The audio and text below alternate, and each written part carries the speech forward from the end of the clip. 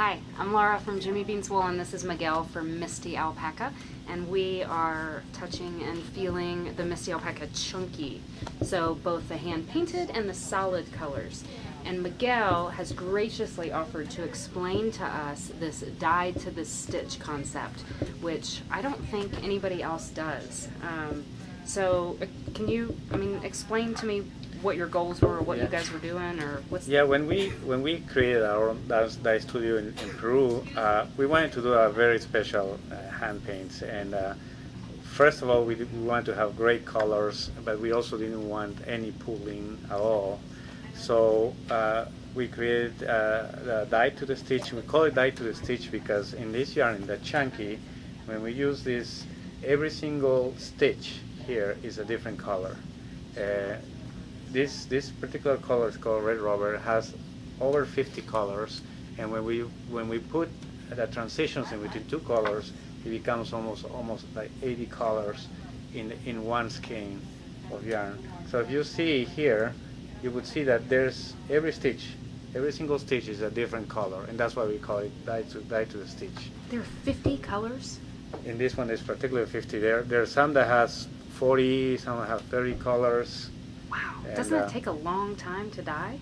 Yeah, it actually takes, when we dye it, there's, the dyes have a special map, and they know exactly how much, what distance of each of the colors to dye by hand, and then they put together the transitions, which creates, between two colors, a transition creates 3 or 4 more colors. Gotcha.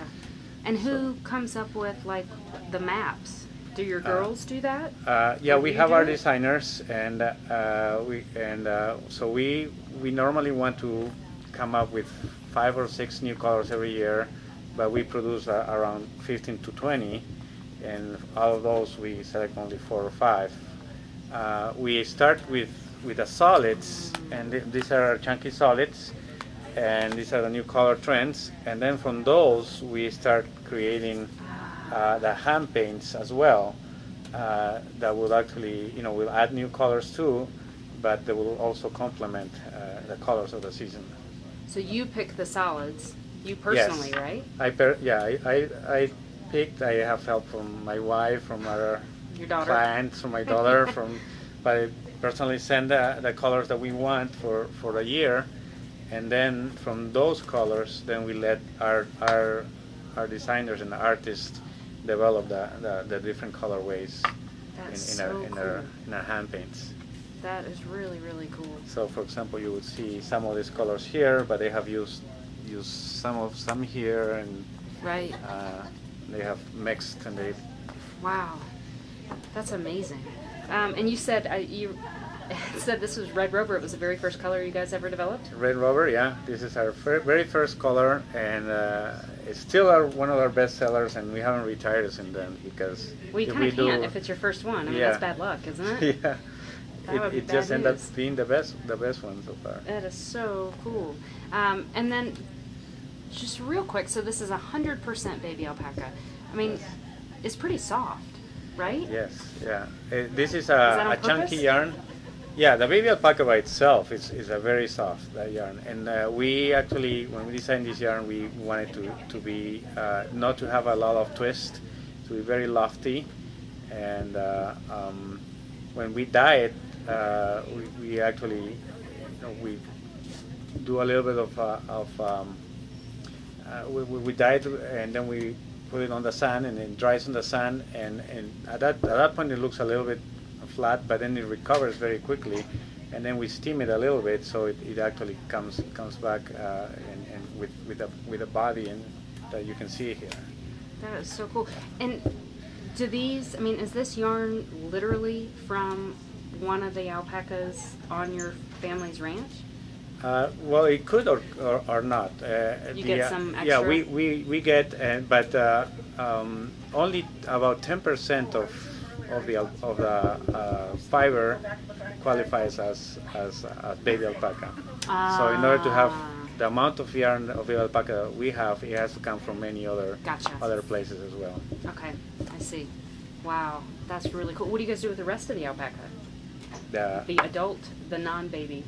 Well, there's a lot of yarn that's produced by that's not baby alpaca. It's still very soft. That it still retains all the qualities of the alpaca. The lightness, the strength, the warmth that it has. It just happens that that 10% of baby alpaca is even softer. Oh, I see. Okay. It's more fine. Gotcha. All right. And so alpaca, I mean, you like alpaca better than wool? Are you glad you don't have sheep? Actually, no, we have sheep too. Oh, you do? Peru usually the alpacas are they are grazed along with sheep as well. Oh.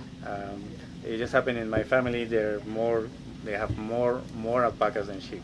But yeah, there's very nice highland wool from Peru, and we actually have some yarns that are actually blended Okay. with wool in alpaca. So. All right. Wow. Any other questions? No? It's amazing. And this is one of your best-selling yarns. Yes, it is for us absolutely. anyway. Yeah. And have you had this since the very beginning?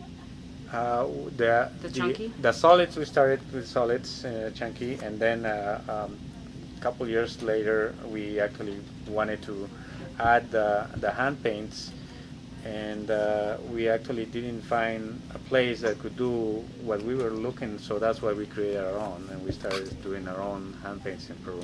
That's so neat. And so you Yeah. provide jobs for tons of people. Yes, and it's mostly women.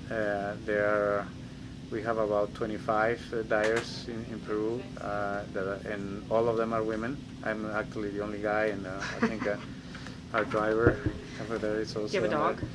Yes. Is it a girl dog? No, actually, it's a female. Called Colitas, it's called. Yeah. Over there in Peru. And a wife and a daughter? Yeah. And Yeah, my wife, my daughter. All right. We're doing something right. All right. Well, thank you.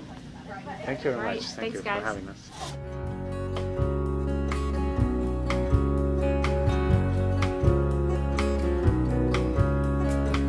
Thunder rumbles on this American summer night.